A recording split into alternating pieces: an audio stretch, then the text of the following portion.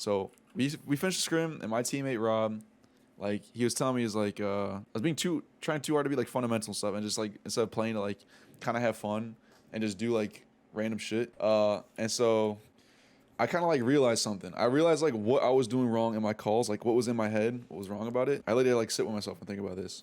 So if anyone here plays chess, if you go on chess.com, you know, you finish a match, you go to your game review. If you go to the game review, it'll describe all your moves as like, here, let me pull it up just to show you what I'm talking about. Let's just say, let's go to this game. Some game I have with my friend. We'll go to the game review. And it's going to list how all your moves were, right? My camera's blocking that list, but if you look right here, it describes how many like moves I made. So, right?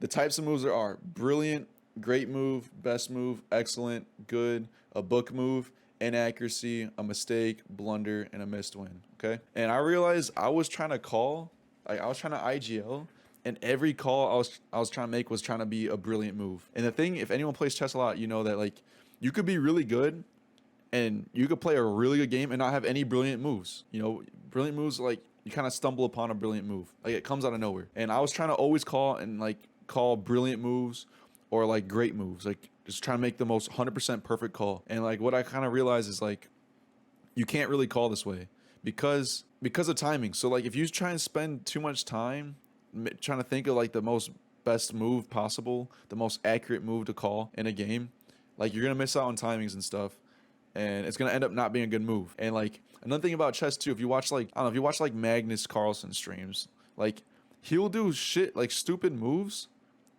that like on purpose and still win. And it goes to show you like you can play a game, you can IGL a game full of like good moves that aren't even that aren't even excellent moves or best moves or great moves. You can IGL a game with a bunch of good moves, but if they're all at the right time and everyone's coordinated on that good move, like you're probably gonna win. Like you could play a game with like 80% accuracy and probably win. Like you don't always have to make the best 100% most accurate call.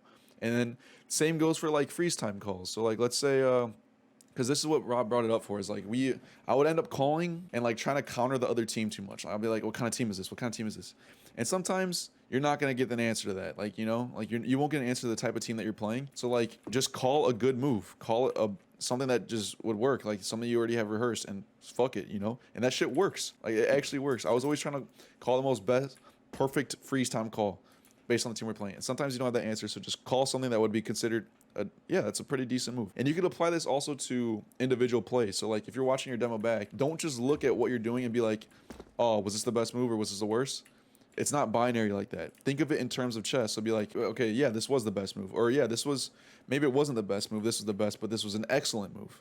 Or, you know, you did something else. It's like, oh yeah, this wasn't the best move either, but this was a good move. It wasn't bad. It wasn't a blunder. It wasn't an accuracy. And then you could judge it based on that and have a more accurate judgment on your gameplay. Because if you look at it, if this was like right move, wrong move, you're looking at the game wrong, because there's a million ways. There's a million right answers. Not a million. There's plenty of right answers. And there's plenty of kind of right answers. And there's plenty of right answers. And there's plenty of like kind of wrong answers. And there's plenty of that was bad answers. And there's plenty of like, what the fuck are you doing answers. Like there's a different list. Like not everything is just right or wrong in this game. That's what I'm trying to get at. It's a grayscale. You can judge your play individually or IGLing with that in mind, like how you kind of judge chess moves.